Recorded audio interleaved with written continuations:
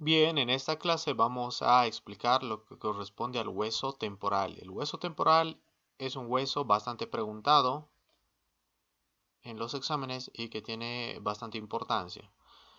¿Por qué va a ser un hueso importante? Porque está relacionado con lo que sería el neurocráneo y la protección del encéfalo, especialmente en lo que corresponde a su porción escamosa y su porción mastoidea. También está relacionado con lo que sería la base del cráneo, especialmente con su porción petrosa. Y está relacionado también con lo que sería el sentido de la audición y el equilibrio, principalmente con su porción timpánica. Por tanto, es un hueso bastante importante, cumple varias funciones y en esta clase vamos a describirlo y explicarlo detalladamente.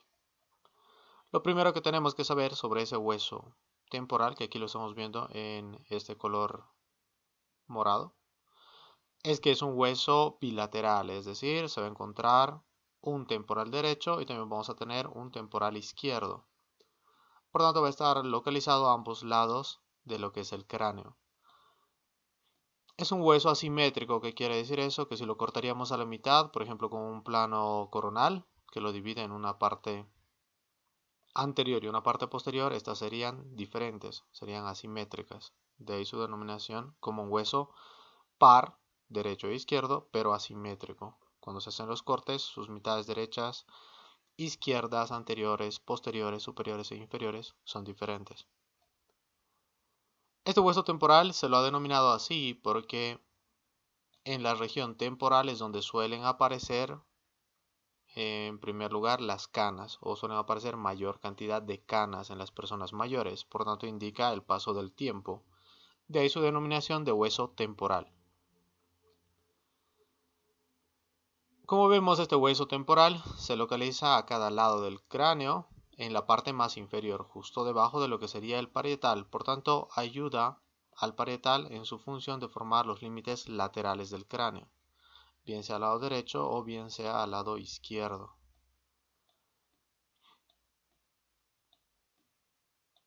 Hablemos ahora de con qué hueso se articula. Si nosotros desarticularíamos este cráneo, como vemos, pues se ve que a través de las suturas, que como sabemos son articulaciones de tipo fibroso, se va a relacionar con varios huesos.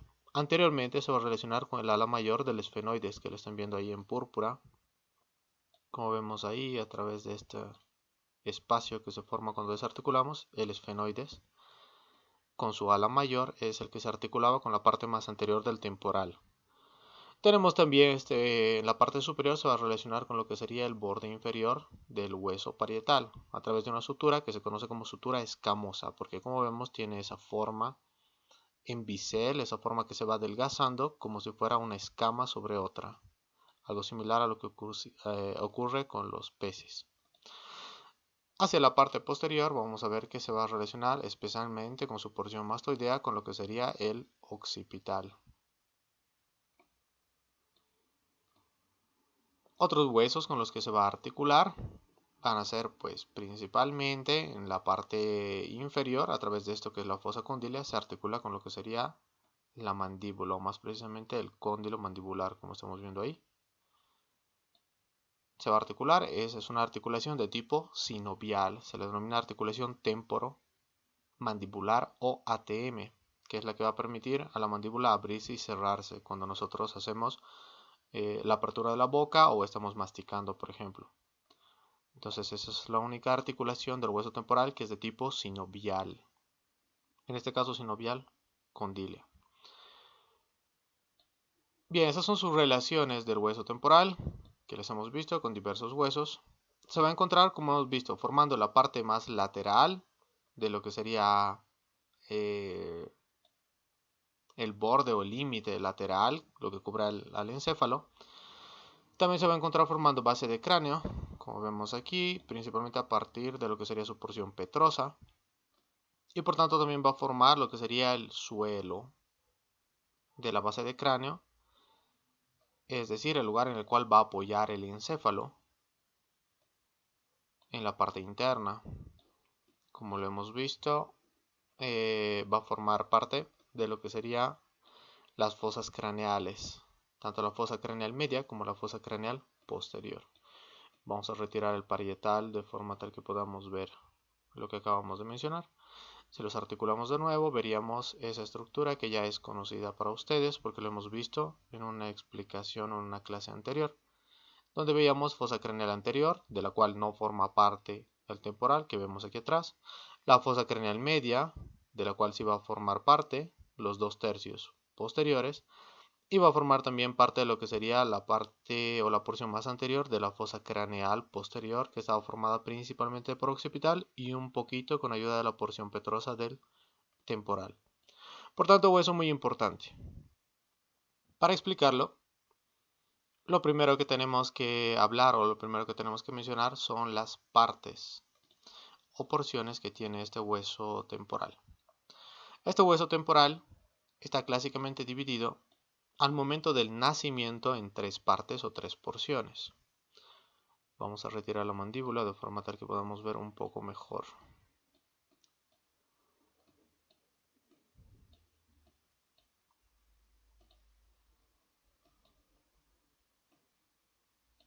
Y también retiramos los dientes. Bien, este hueso temporal está formado al momento del nacimiento solo por 3 partes. La porción escamosa, que abarca la mayor parte de la superficie. La porción timpánica, que está relacionada con la audición y el equilibrio, y el conducto auditivo externo, que es lo que se ve ahí. Y la porción petrosa, que es la que se ve principalmente en visión inferior, que esto está aquí, también denominada peñasco del temporal. Cuando el lactante o el niño empieza a levantar la cabeza, se va a desarrollar una cuarta porción que se conoce como porción mastoidea, que es básicamente esta apófisis de aquí, que es la apófisis mastoides, más sus procesos internos que se denominan celdas mastoideas o procesos mastoideos. Entonces, cuando les pregunten cuáles son las partes que tiene el temporal, básicamente el temporal tiene 4 partes. Una porción escamosa, una porción mastoidea, una porción timpánica y una porción petrosa.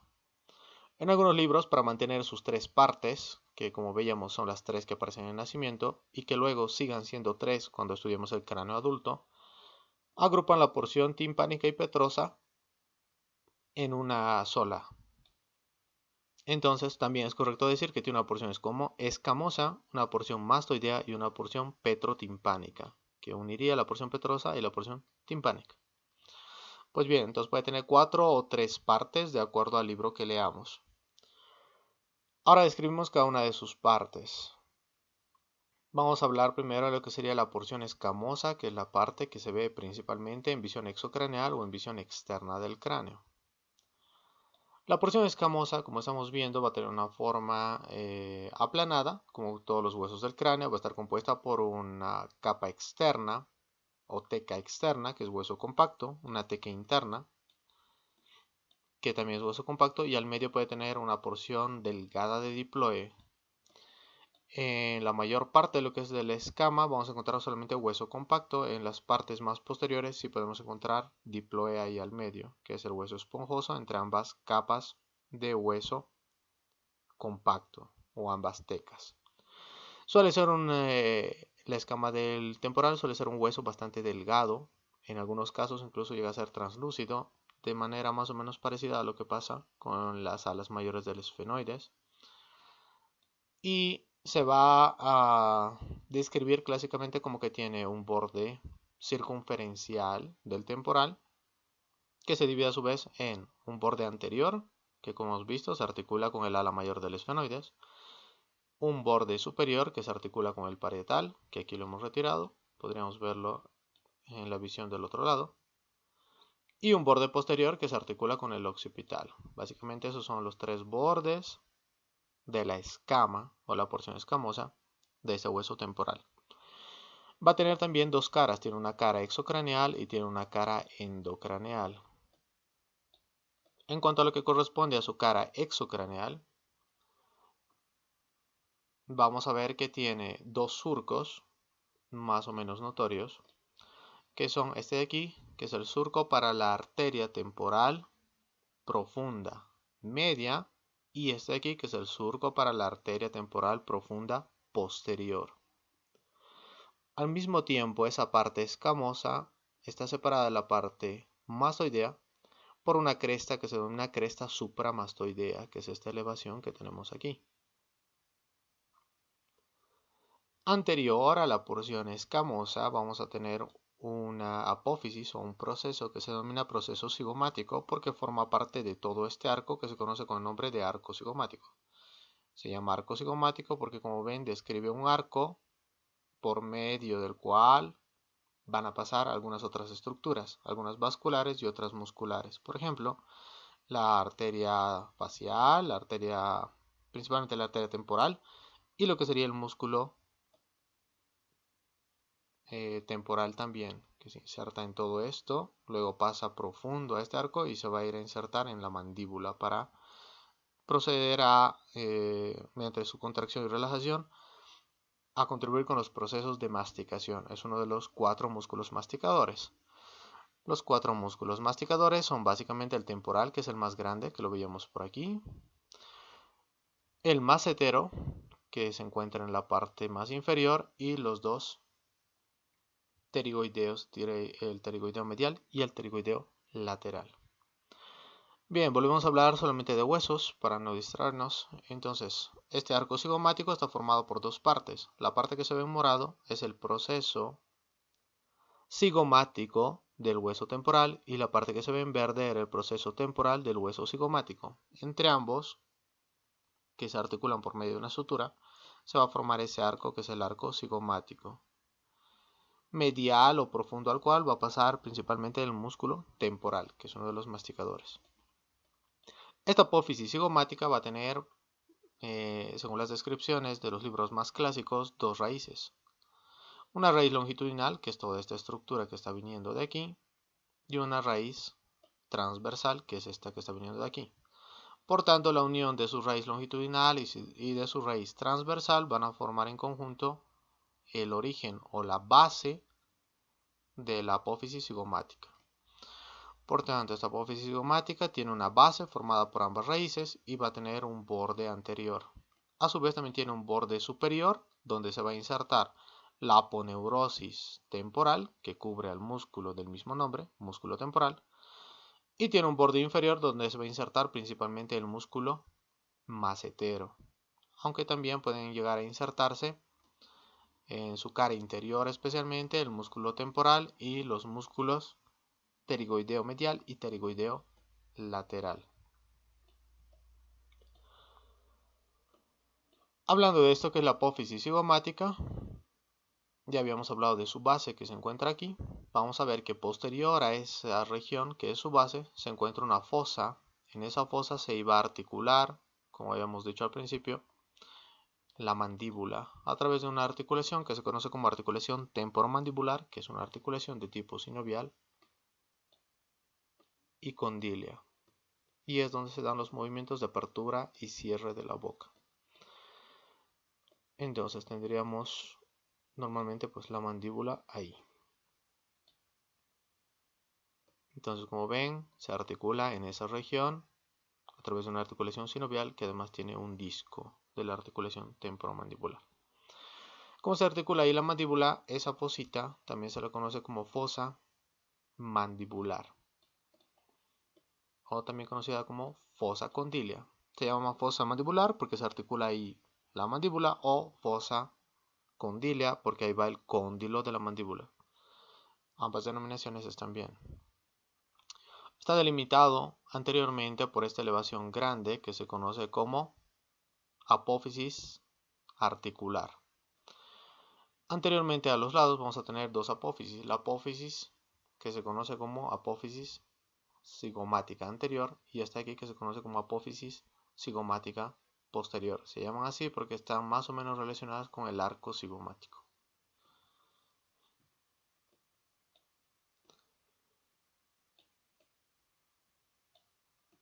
Bien, eso sería lo principal de la porción escamosa en su visión exocraneal.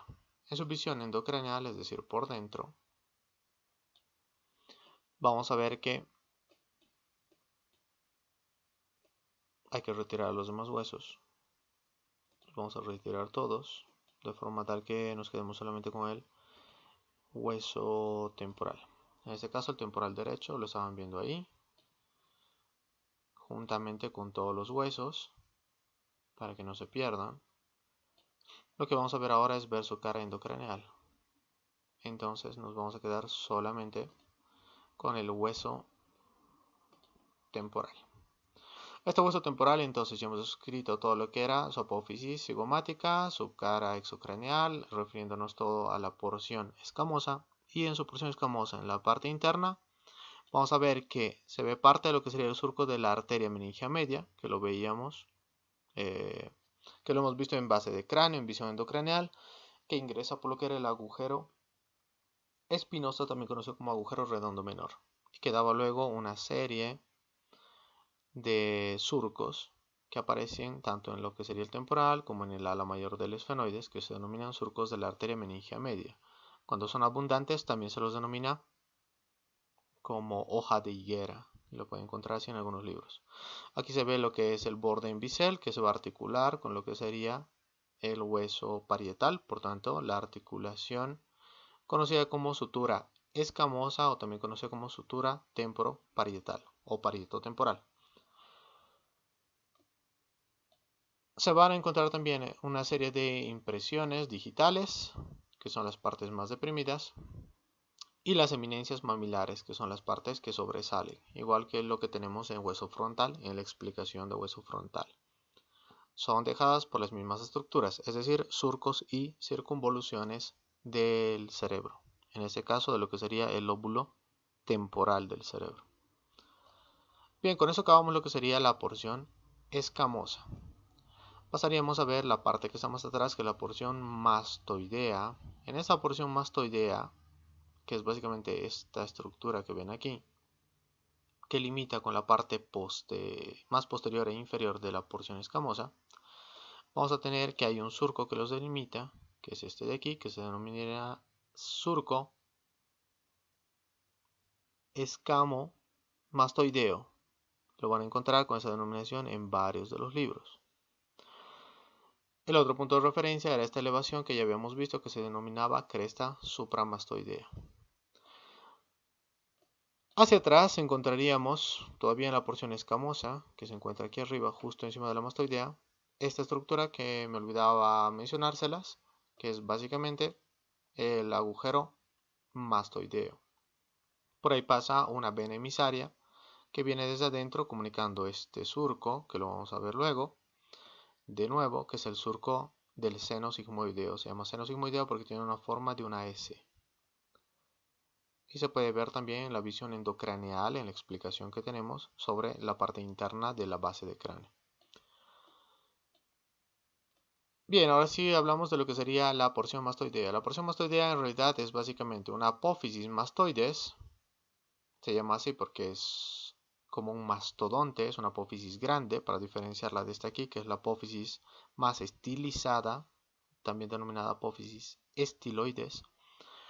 Esta apófisis mastoides va a conformar lo que conocemos como porción mastoidea.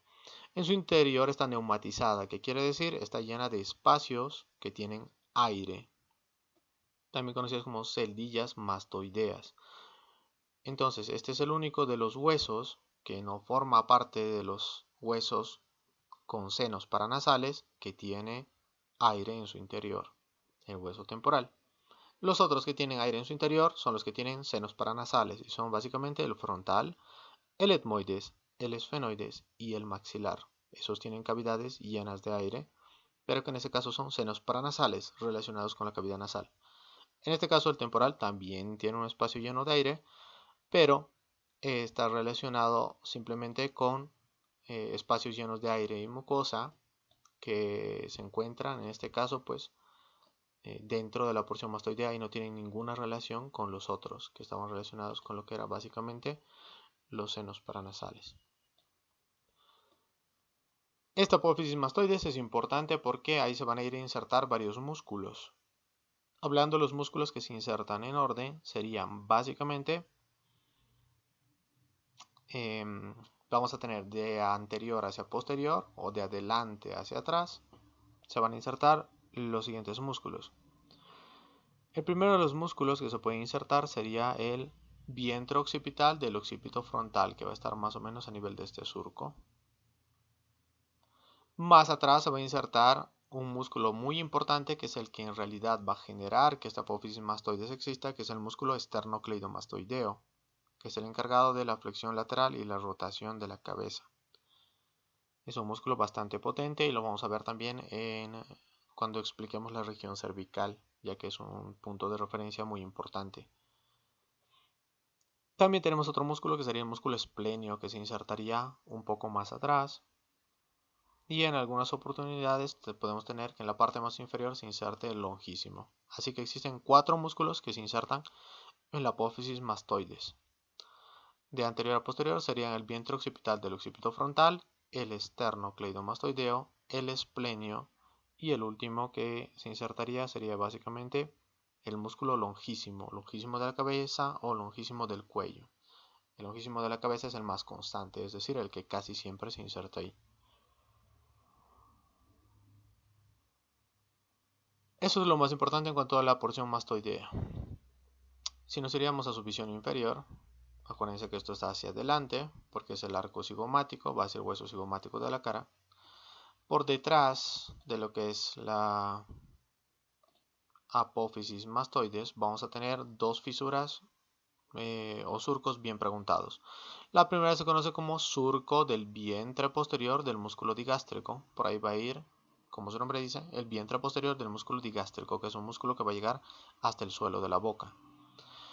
Y un poco más medial vamos a tener el surco de la arteria occipital. Por ahí va a ir la arteria del mismo nombre, arteria occipital. Por tanto, el surco más grande es para un músculo, que es el vientre posterior del digástrico, y el más delgadito es para un vaso, que sería la arteria occipital. Con eso hubiéramos acabado todo lo que es la porción mastoidea y la porción escamosa. Pasaríamos a ver las partes a las que más miedo le tienen los estudiantes, que serían básicamente pues la porción timpánica y la porción petrosa. Para situarnos y que no se pierdan otra vez, vamos a poner todos los huesos de forma tal que vean que seguimos hablando de lo mismo y ustedes simplemente tienen que continuar orientándose. La porción timpánica es esta básicamente. Es una porción más o menos cuadrilátera que se encuentra aquí y que se va a encontrar formando toda la parte más inferior de esta apertura, que es el conducto auditivo externo, también conocida como meato auditivo externo. Esta parte timpánica entonces va a estar separada de las otras partes de lo que es el temporal por diferentes surcos. Esos surcos van a tener una denominación de acuerdo a las partes que se junten o se relacionen una con otra. Bien, entonces tendríamos que, como es denominado, esas suturas se denominan de acuerdo a las estructuras que se están uniendo. La que une la porción escamosa con la porción timpánica, es decir, esta sutura que se ve aquí, se va a denominar sutura tímpano-escamosa. Esta sutura tímpano-escamosa a su vez se va a dividir en dos, como se puede ver más adelante, para lo cual vamos a retirar otra vez nuestra mandíbula, de forma tal que se pueda ver todo el temporal en su extensión completa.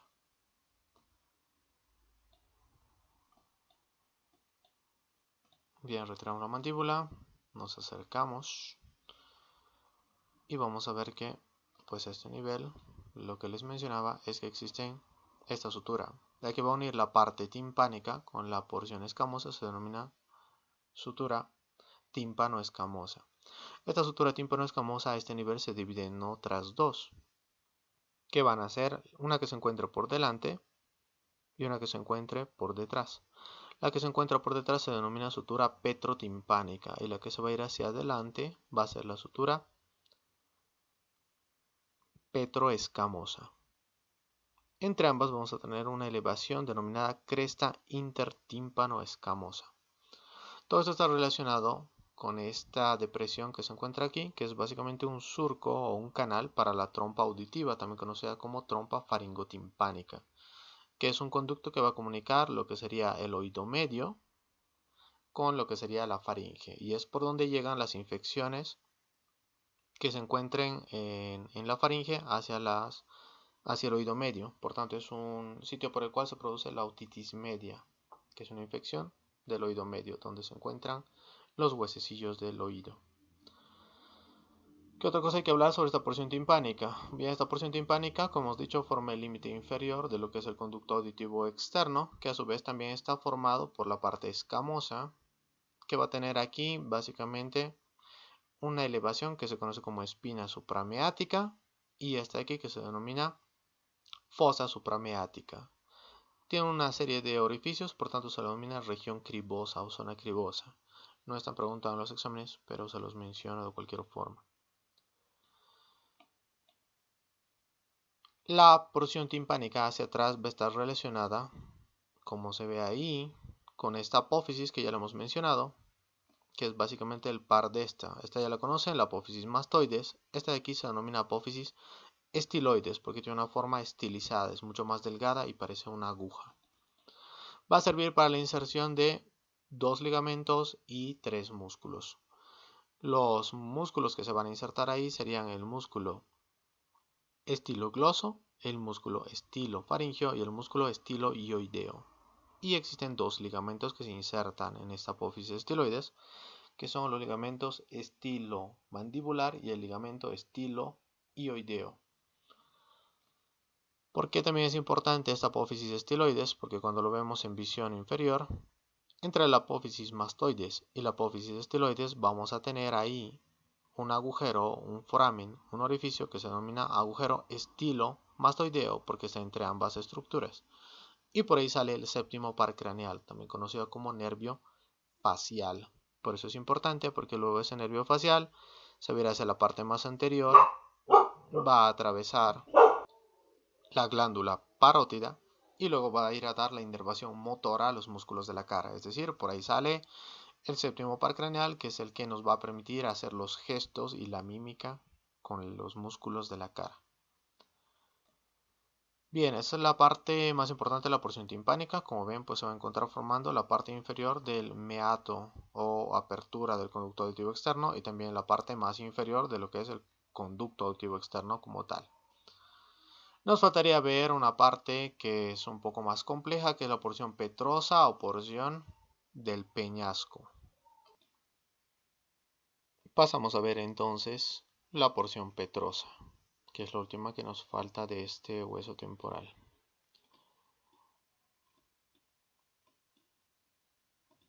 Bien, para hablar de la porción petrosa de este hueso temporal, como vemos, pues es la que se proyecta más medialmente, es decir, más hacia la línea media. Se le denomina porción petrosa porque, como ven, tiene la apariencia de una roca, tiene una apariencia bastante irregular, con una serie de elevaciones, depresiones, crestas e irregularidades en toda su superficie, tanto en la parte externa, que son sus 2 caras inferiores, como en la parte interna, que las vamos a ver ahora, que son sus caras endocraneales, también conocidas como caras superiores. Bien, para ver esa parte a detalle necesitamos retirar todos los demás huesos, por tanto procedemos a hacer eso y nos quedamos solamente con el temporal. Acordarse cómo estamos viendo al temporal de forma tal que no se pierdan. Siempre tenemos como referencia la apófisis cigomática que debe estar hacia adelante y la porción mastoidea que debe estar hacia atrás para tener un temporal, en este caso temporal derecho. Entonces nos vamos a quedar solamente con ese de ahí, que es el hueso temporal, en este caso un temporal derecho. Para explicar ese temporal derecho, como hemos dicho, punto de referencia, este de aquí, que es básicamente la apófisis cigomática. Entonces estamos viendo un temporal derecho en una visión ahora endocraneal. Todo esto está hacia adelante, hacia el viscerocráneo, y todo esto está hacia atrás, que estaba por aquí, el hueso occipital. Entonces, de lo que vamos a hablar es básicamente de esta parte de aquí, que es una porción petrosa o peñasco del temporal, que como ven se puede ver que tiene más o menos la estructura de un rombo, si haríamos un corte transverso. Por tanto, tiene una cara, que es la cara antero superior, otra cara que es la postero superior, ambas caras son superiores, anterior y posterior, de ahí su nombre, cara antero superior, cara postero superior. Por tanto, todo esto de aquí, cara antero superior, toda esta que se ve aquí, cara postero superior. Y tiene dos caras inferiores que se verían por fuera del cráneo o en visión exocraneal, que eran las que veíamos hace rato. Y sería una cara antero inferior y una cara postero inferior. Vamos a empezar por las que más se suelen preguntar, que son las que se ven en visión endocraneal. ¿Cómo se vería eso de ahí? Pues básicamente se vería, si es que vamos a poner todos los huesos, tendremos que ir retirando diferentes huesos para poder localizar o ver esta parte del cráneo. Lo vamos a hacer con un corte. Bien, entonces, ¿cómo se vería esa parte del temporal que ya la están conociendo? Pues lo que vamos a describir ahora es esta parte de aquí, porción petrosa, peñasco del temporal. La primera parte que vamos a describir es la porción más anterior y superior, es decir, su cara antero-superior. Dentro de lo que sería esa cara antero-superior, como ven, hay varios sitios, varios relieves, varias estructuras anatómicas que tenemos que mencionar. Las vamos a mencionar de medial hacia lateral. Vamos a tener la primera depresión aquí, que se conoce como fosita gasseriana, también conocida como fosa para el ganglio de Gasser o fosa para el ganglio del trigémino.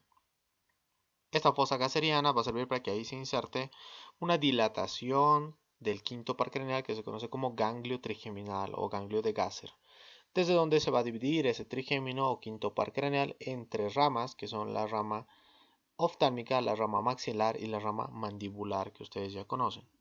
Van a ir a dar inervación sensitiva a todas las regiones de la cara. Un poco más hacia atrás vamos a encontrar dos aperturas que son más o menos notables de acuerdo a qué tanto detalle encontremos en los huesos temporales. Vamos a encontrar, normalmente aquí hay dos, acá se ve claramente una y aquí estaría una un poquito más chiquitita, que suelen ser denominadas con una estructura de nombre similar porque ambas están relacionadas con nervios petrosos. Entonces vamos a tener el hiato del conducto de nervio petroso mayor y abajo tendríamos el hiato del conducto de nervio petroso menor.